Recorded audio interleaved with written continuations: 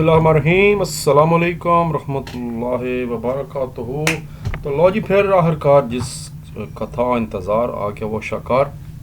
हम लोग शुरू करने जा रहे हैं। बड़े अरसे से डिमांड थी बच्चों की इस्लामियात इख्तियारी शुरू कराई जाए और साथ होम इकनॉमिक्स कराई जाए। तो पहले इस्लामियात इख्तियारी को मुकम्मल करेंगे इंशाल्लाह 9th और 10th क्लास की, और उसके बाद फिर होम इकनॉमिक्स की बारी है। छोटी सी किताब है और इस किताब के अंदर जो है वो कुछ सिलेबस 9th का है और कुछ जो है वो 10th का है। किस तरह डिस्ट्रीब्यूटर है पहले आपको मैं वो बता दूं, और किस तरह वीडियो बनानी है पहले वो बता दूं। जो चैप्टर 1 है अल कुरान, इसका मैं आपको पहले सिलेबस बता रहा हूँ। ये मेरे पास सिलेबस सारा मौजूद है। जो पहले 8 सफ़े हैं जिसमें एक्सरसाइज भी शामिल है, ये पेज नंबर 1 से लेकर और पेज नंबर 8 तक जो एक्सरसाइज है इसकी मैं एक पहली वीडियो बनाऊंगा। ये यहाँ तक, ये पेज नंबर 8 है। ये आपको मैं एक्सरसाइज सारी कराऊंगा। दूसरा, इसमें देखें कि एमसीक्यूज़ नहीं दिए हुए, तो मैंने एमसीक्यूज़ बनाए हुए हैं, वो भी हम कर लेंगे क्योंकि एमसीक्यूज़ पेपर में आ जाते हैं। जो मशहूर एमसीक्यूज़ मुझसे बन सकें वो मैं बना दूंगा। बाकी जब आप पढ़ेंगे खुद ही याद हो जाएगा। तो एक वीडियो ये बनेगी यहाँ तक। ये भी 9th का सिलेबस है। मज़ीद 9th के सिलेबस में आयात शामिल हैं। टोटल 19 आयात हैं जिसमें पहली 10 आयात जो हैं वो आप देख रहे हैं। ये 9th क्लास का सिलेबस है। और जो आयत नंबर 11 से लेकर आयत नंबर 19 तक है, जो कि एक आयात क़यामत भी कहलाती हैं और आयात अहकाम और अदाब अखलाक कहलाती हैं, वो मैट्रिक में शामिल होगा। तो चैप्टर 1 में हम 9th क्लास में 2 वीडियो बनाने जा रहे हैं। पहली वीडियो में लेसन नंबर 1 है फजीलत कुरान बमा इसकी एक्सरसाइज बमा एमसीक्यूज़ में आपको कराने जा रहा हूँ अपने पास से। उसके बाद जो इसी चैप्टर की दूसरी वीडियो बनेगी उसमें हम लोग आयत जो कुरान पाक की आयत मुबारक हैं 1 से लेकर 10 तक वो करेंगे। अब इसमें भी ये है कि मैं आपको साथ साथ बताता जाऊँगा कि कौन से शॉर्ट बन रहे हैं, कौन से लॉन्ग बन रहे हैं। ये देखें, मैंने पूरा तरतीब बना दी है। पहली आयत मुबारक में ये शॉर्ट क्वेश्चन बन रहा है, वो आपको मैं बताऊँगा। ये शॉर्ट क्वेश्चन बन रहा है। इस तरह जो आयत मुबारक नंबर 30 में भी शॉर्ट बन रहा है आयतुल कुर्सी वाली आयत में। फिर आप देखें आगे जाके इसमें 3-4 लॉन्ग क्वेश्चन भी बन रहे हैं, वो आपको मैं बता दूंगा कौन कौन से। देखें, ये पहला लॉन्ग हमारा बन रहा है हज़रत इब्राहीम अलैहिस्सलाम की जो दुआएं हैं वो। तो इस तरह आपको मैं मुकम्मल एक जो है ना तैयारी कराने जा रहा हूँ। मेरे साथ साथ चलना है और हफ्ते में 2 वीडियोज़ इंशाल्लाह अपलोड करेंगे, एक संडे वाले दिन और एक बुध यानी वेनसडे को। तो शुरू करें चैप्टर नंबर 1 का जो पहला लेसन है, जिसके 2 हिस्से हैं। एक हिस्से की पहली वीडियो हम बनाने जा रहे हैं, वो है कुरान पाक के जो है तारफ़ के बारे में। ये जी बाब अव्वल अल कुरान फजीलत कुरान, और उससे पहले मैंने बताया कि हम एमसीक्यूज़ करेंगे। बाकी जो फिर आगे चलूँगा मैं आपको बताता जाऊँगा कि चैप्टर 2 जो है वो कैसे करना है। चैप्टर 2 भी डिवाइड है। जो 12 हदीस हैं वो 9th क्लास में, और जो 13 आखिरी हदीस हैं 13 नंबर से लेकर 25 तक वो 10th क्लास में। तीसरा चैप्टर जो है वो 10th क्लास में शामिल है, जबकि चौथा चैप्टर 9th क्लास में शामिल है। फिर जो 5वां चैप्टर है वो भी डिवाइड है। उसमें कुछ जो टॉपिक हैं वो 10th में है, वो मैं साथ साथ करूँगा। मगर फ़िलहाल हम चैप्टर नंबर 1 को मुकम्मल करते हैं, जिसके 2 वीडियोस बनेंगी। तो मैं पहले आपको एमसीक्यू करने जा रहा हूँ चैप्टर नंबर 1 से जो रिलेटेड है।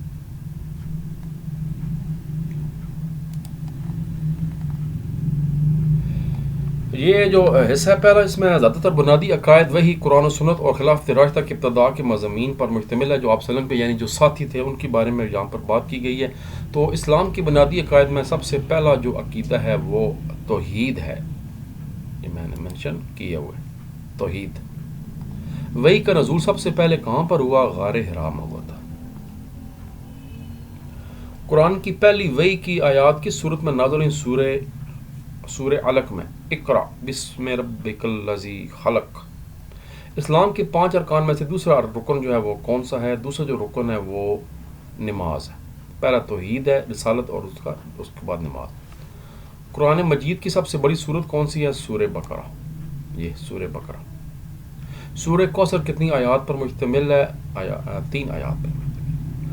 जनाब अबू बकर सिद्दीक़ रज़ी अल्लाह ताला अन्हु को किस लक़ब से याद किया जाता है? सिद्दीक़ के लक़ब से याद किया जाता है। हज़रत उमर फ़ारूक के दौर में किस इदारे का क़याम अमल में आया? बैतुल माल। ये लिखा हुआ है। हज़रत उस्मान गनी रज़ी अल्लाह ताला अन्हु को ज़ुल नूरैन क्यों कहा जाता है? क्योंकि बारी बारी 2 आप सल्लल्लाहु अलैहि वसल्लम की साहबजादियाँ आपके निकाह में आई थीं। आप सल्लल्लाहु अलैहि वसल्लम की जो 2 साहबजादी हैं वो हज़रत उस्मान रज़ी अल्लाह ताला अन्हु की ज़ौजा थीं, बारी हज़रत रुकिया और हज़रत उम्मे कलसूम रज़ी अल्लाह ताला अन्हु। اگلا شارٹ کوشچن ایم سی کیو. حضرت علی رضی اللہ تعالیٰ عنہ کا مشہور لقب جو اکثر آپ صلی اللہ علیہ وسلم ان کو ابو تراب کے نام سے پکارا کرتے تھے، ابو تراب. قرآن مجید کی حفاظت کی ذمہ داری کس نے لی ہے؟ اللہ تبارک و تعالیٰ نے خود لی ہوئی ہے. ایمان بالملائکہ کا مطلب کیا ہے؟ ملائکہ یعنی فرشتوں پر ایمان. سب سے پہلے ایمان لانے والی خاتون کون ہے؟ حضرت خدیجہ رضی اللہ تعالیٰ عنہ. سب سے پہلے ایمان لانے والے مرد کون ہیں؟ اچھا، اس میں حضرت بکر صدیق جو ہے وہ مرد ہیں، اور اگر نوجوانوں کی بات آئے تو وہ حضرت علی رضی اللہ تعالیٰ عنہ نوجوانوں میں سے. عورتوں میں سے جناب حضرت خدیجہ رضی اللہ تعالیٰ عنہ. ہجرت مدینہ کس سن میں ہوئی؟ 1 ہجری کو ہوئی، کیونکہ یہیں سے ہجرت کے جو ہجری سال ہے وہ یہیں سے شروع ہو رہا ہے. 1 ہجری کو ہوئی تھی. اسلام کی پہلی مسجد کون سی ہے؟ مسجد قباء. ایمان بالقدر کا مطلب کیا ہے؟ تقدیر پر ایمان ہونا. یہ جو میں ایم سی کیو کرا رہا ہوں، اس کو ویڈیو کو روک کر اور کاپی پہ لکھ لیں یا بار بار اس کو دیکھتے رہیں تاکہ یاد ہو جائے. قرآن کو ذکر اور فرقان کیوں کہا جاتا ہے؟ ذکر کا مطلب ہے نصیحت کرنے والی کتاب، اور فرقان کا مطلب ہے حق اور باطل میں فرق کرنے والی کتاب کی وجہ سے. اسلام کے مطابق نجات کا ذریعہ ایمان اور صالح اعمال ہے. نیک اعمال اور ایمان جو ہے وہ نجات کا ذریعہ ہے. لو جی، پھر اس کے جناب ختم ہو گئے، اور اب ہم واپس آتے ہیں اس کی ایکسرسائز پہ. ساتھ ساتھ چلتے ہیں. اس کا ایکسرسائز جو ہے وہ پیج نمبر 8 پہ ہے. میرے ساتھ پیج نمبر 8 نکالیں، اور پہلے تو آگے ساتھ ساتھ پیج نمبر لکھ لیں. ایکسرسائز جو ہے وہ پیج نمبر 6 پہ ہے. فضیلت قرآن کے بارے میں آپ کیا جانتے ہیں؟ یہ لانگ سوال ہے. پیج نمبر 1 پہ جائے گا جہاں سے یہ ٹاپک شروع ہو رہا ہے.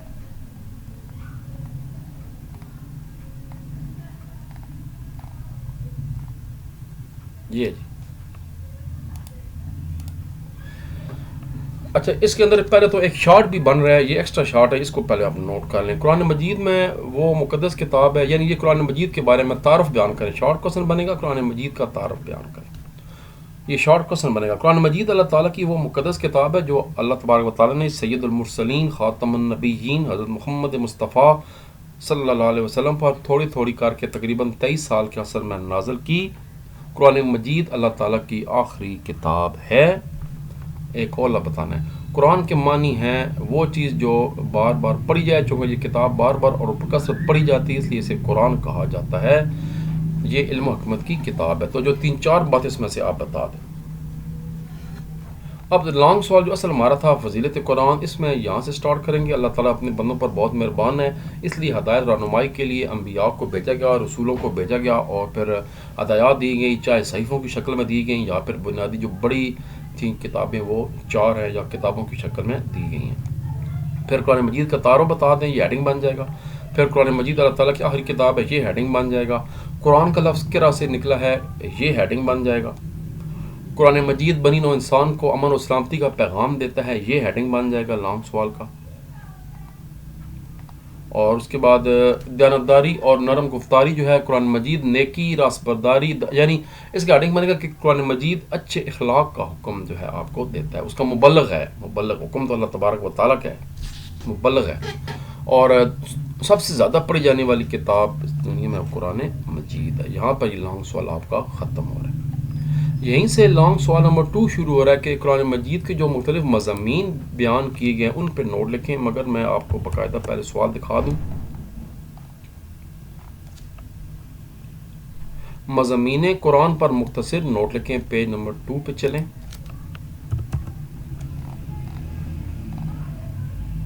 یہاں سے شروع ہوگا. قرآن مجید کے بے شمار مضامین ہیں. اچھا، اس میں ایک تو پہلے ایک اور شارٹ کوسچن بن سکتا ہے جو کہ شارٹ ہے. سوال ایسے بن سکتا ہے کہ قرآن مجید کے جو مضامین ہیں ان کے نام لکھیں. تو پھر صرف نام بتانے ہیں. جیسے عقائد ہے، ایک ایک لائن میں آگے بتا دیں. عقائد، عقیدے سے مراد عقیدہ توحید کا بار بار ذکر ہوا ہے. پھر قرآن مجید نے عقیدہ قیامت پر بھی خاصا زور دیا ہے. 2 باتیں ہو گئی. پھر عبادات، یہ بھی قرآن. پھر اس کے بعد معاملات بھی قرآن پاک کے مضامین. تو کوئی سے 4 مضامین شارٹ کوسچن میں دے دیں اور آگے ایک ایک لائن آپ لکھ لیں گے.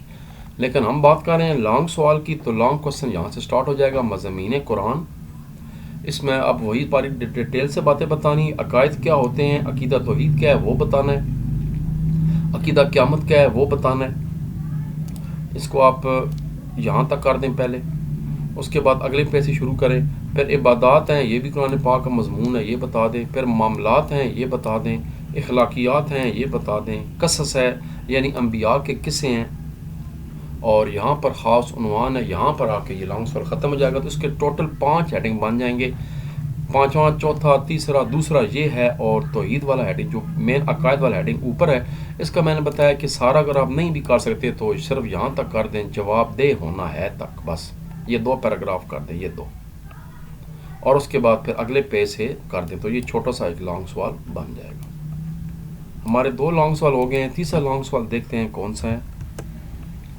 لیکن آپ کو ساتھ میں شارٹ بھی کراتا جا رہا ہوں جو ایکسٹرا شارٹ بنتے ہیں۔ تلاوت قرآن کے ظاہری آداب بیان کریں۔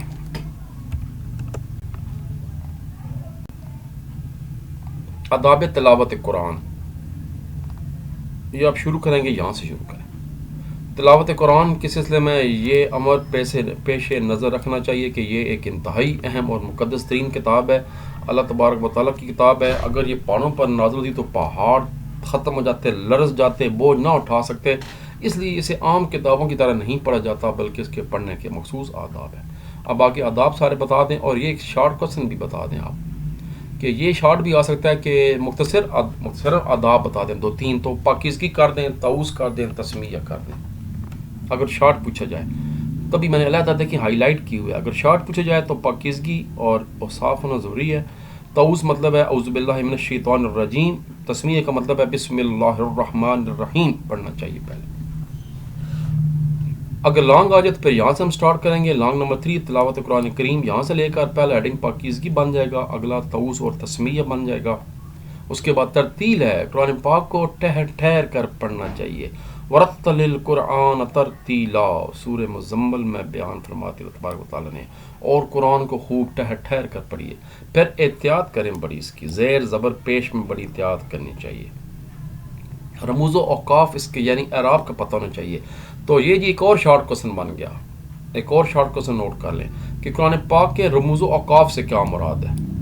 ایک اور شارٹ کوسچن بن گیا قرآن پاک، یہ تو میرا خیال ہے ایکسائز کا سوال بھی ہے، جہر و اخفا، یہ ایکسائز کا سوال ہے، ٹھیک ہو گیا، اس کو بعد میں کرتے ہیں۔ تو یہ لانگ سوال ابھی چل رہا ہے، اس کے 6 ہیڈنگ بن گئے، اور یہ سوال 7 خوشالانی ہے، یہاں پر آ کے یہ لانگ سوال ختم ہو جاتا ہے کہ اچھی طریقے سے پڑھنا چاہیے، گا کر پڑھنا، جس سے قرآن کا تقدس مجروح ہو، لمبی لمبی تانے لگا کر یہ نہیں، جو صحیح طریقہ ہے اس میں پڑھیں۔ مقدار تلاوت بھی کر دیں بے شک آپ یہاں تک کر دیں کہ کتنا پڑھنا چاہیے۔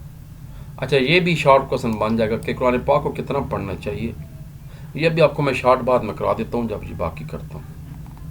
اگلا سوال دیکھتے ہیں پہلے کون سا ہے۔ اچھا یہ ایکسائز کا شارٹ سوال ہے، مقدار تلاوت پر مختصر نوٹ لکھیں، یہ ایکسائز کا شارٹ سوال ہے، یہ اوپر ہے جی، کتنا یعنی پڑھنا چاہیے، یہ ہے پیج نمبر 85 پہ۔ تلاوت تھوڑی کی جائے لیکن اچھی طرح باقاعدگی سے کرنی چاہیے، جس قدر آسانی کے ساتھ پڑھا جا سکے پڑھے، کم از کم اتنا پڑھے کہ سال میں 2 مرتبہ قرآن ختم ہو جائے۔ امام ابو حنیفہ رحمۃ اللہ علیہ کا قول ہے کہ اگر سال میں 2 مرتبہ قرآن کریم ختم ہو گیا تو حق ادا کر دیا گیا، کیونکہ جبرائیل علیہ السلام نے حضور اکرم صلی اللہ علیہ وسلم کے عمر کے آخری سال قرآن کریم کو 2 مرتبہ ان کے ساتھ دہرایا تھا۔ اگلا شارٹ کوسچن ہے، یہ بھی شارٹ کوسچن ہے، رموز و اوقاف اور جہر اخفا سے کیا مراد ہے۔ جہر مطلب ہے ظاہری اور اخفا چھپی ہوئی، پیج نمبر 5۔ یہ دونوں شارٹ علیحدہ علیحدہ آپ تیار کریں، یہ تبھی میں علیحدہ کر، یہ رموز و اوقاف علیحدہ تیار کریں۔ اعراب کی احتیاط کے علاوہ قرآن مجید کی تلاوت میں ایک بات ضروری ہے کہ کہاں رکا جائے اور کہاں نہ رکا جائے۔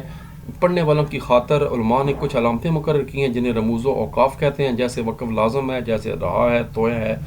صحیح طریقے سے قرآن پاک پڑھنے کے لیے ان رموز کو سمجھنا اور تلاوت کرتے وقت ان کی پابندی کرنا نہایت ضروری ہے، ورنہ اکثر مقامات پر معنی بدل جانے کا احتمال ہوتا ہے۔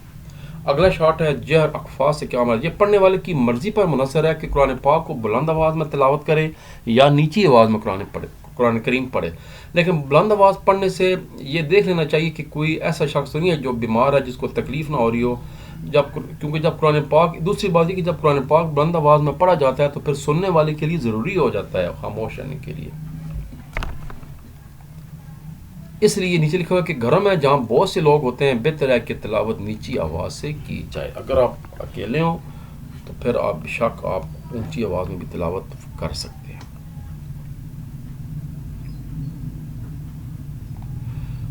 اگلا سوال ہے، جو آخری سوال ہے، قرآن پاک سے حقیقی معنوں میں مستفیض ہونے کے لیے کن صفحات کا ہونا ضروری ہے؟ پیج نمبر 5 اور 6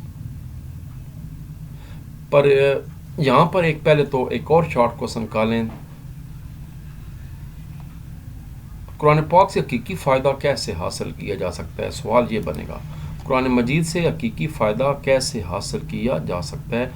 تلاوت کا ثواب ضرور ہے، لیکن قرآن مجید سے حقیقی فائدہ اسی وقت حاصل ہو سکتا ہے جب کہ اس کے معنی اور مطالب میں غور و خوض کیا جائے، اور اس لیے حت المقدور قرآن کو سمجھنے کی کوشش کرنی چاہیے اور کسی عالم دین سے سبقن پڑھنا چاہیے.